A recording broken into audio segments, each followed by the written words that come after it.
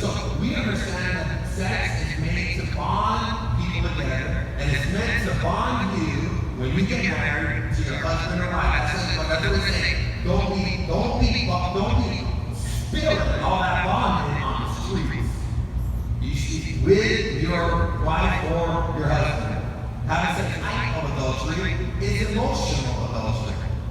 It describes a bond between two people that mimics the closeness and emotional intimacy of a romantic relationship while not being physical. It sounds like the beginning of a new relationship, but you're married. You're starting to share stuff you shouldn't be sharing with them. This is how you know you might be involved in an emotional affair. It started out with you just talking at work, but then you started clicking. Then you started joking. Then you started texting each other, and now the text and the Facebook are just flowing. And this is what happens. You just can't wait to see them. This is how you know you're involved in an emotional affair. With adultery is looking at someone with lust is adultery. Matthew 5:28. But I say anyone who even looks at a woman with lust has already committed adultery with her in his heart.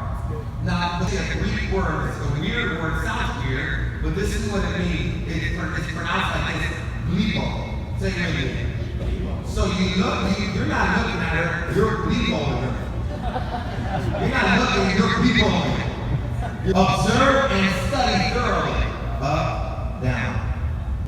The word lust, look at them with lust, you're looking at them, but lust means with a longing for, covenant, the desire to desire wrongfully without due regard for the rights of others, which is crazy. We have the potential to do this, look at another man's wife and covet her while he's walking with her.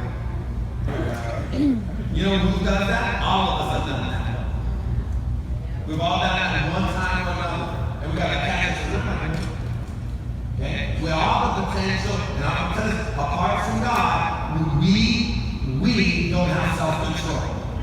They're going to hell with everybody else because understand adulterers do not enter the kingdom of heaven. Not if you commit adultery, if you're practicing adultery and you're hiding it and you're not willing to turn from it, the consequence could be eternal separation from God. It's not a joke. The fourth way to commit adultery, and I know you've never heard of this. You've never heard it. Divorcing someone just to marry somebody else. And this is what you never heard. No trains allowed. People are doing this. You know, your wife was with you through all your tough years. She put up with all the nonsense. You finally got the business going. You're making some money. Things seem like they're all coming together. And now there's a little hoochie at the office. It's so awesome, you can bring it. And before you know, you're giving her attention. And now your eyes are you're bleeding her, getting excited about her. And then you get to the point that you start picking fights with your wife, trying to create marriage problems, because in your heart, you already got covetousness in your heart. And what you're thinking is, I'm going to leave my wife and I'm going to marry this younger one, and I'm going to be the man. And you might think you're the man, but what God says, you're an adulterer.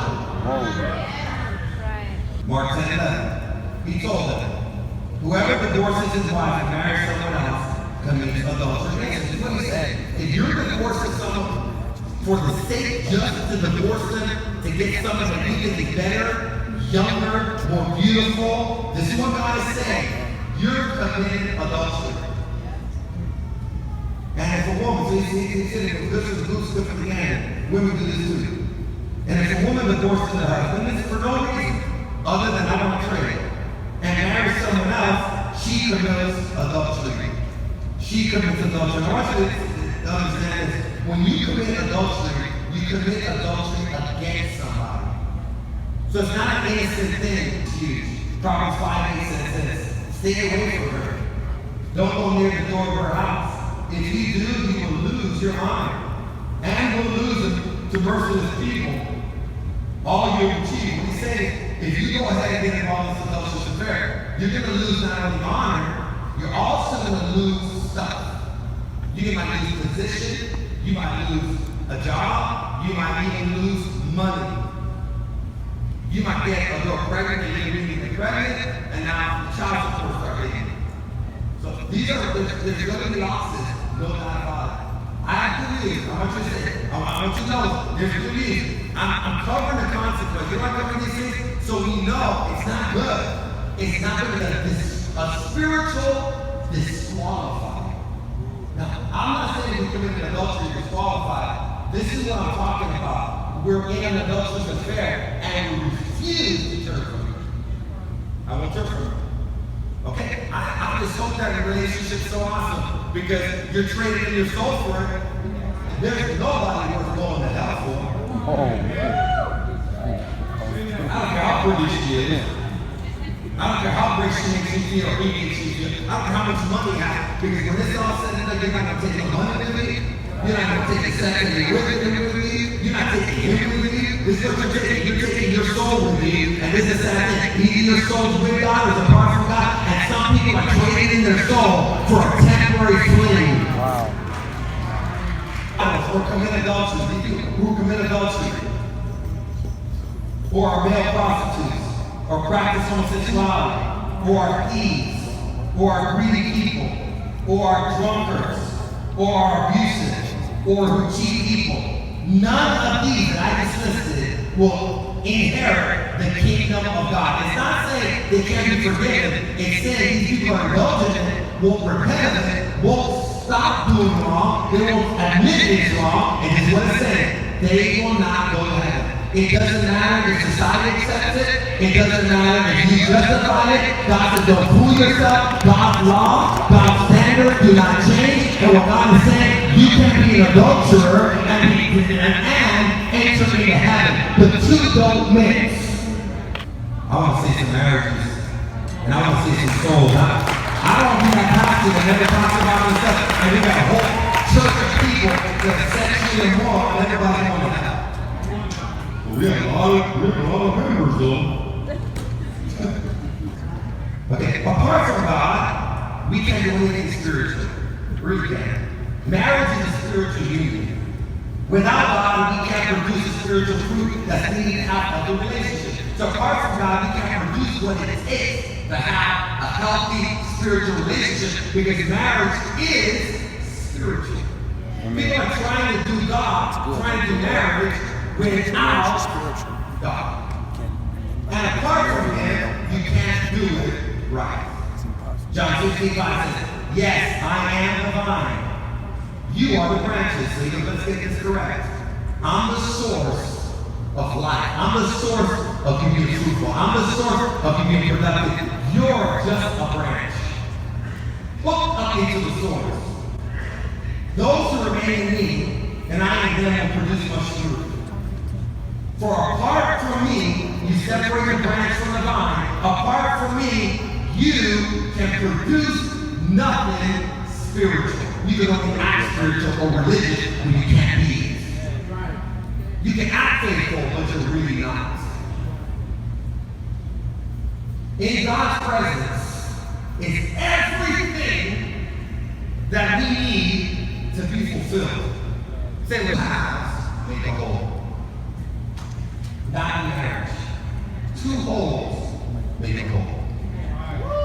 This is what happens. If you're half and they're half, you know what's going to happen? You're both going to be begging each other to fulfill the half that's missing.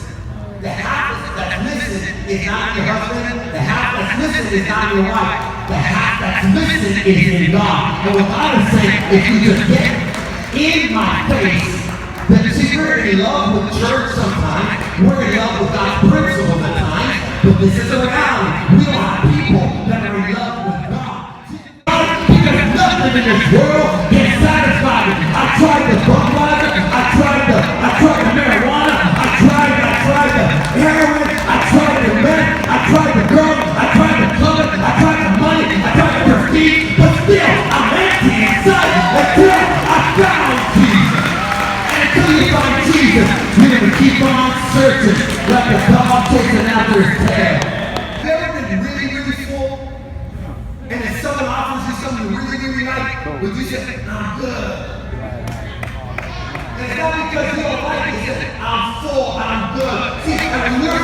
of God, and you're full of the fullness of God. When the devil comes with the weed, when the devil comes with the crack, when the devil comes with the dose of the crack, when the devil comes with the hoochie,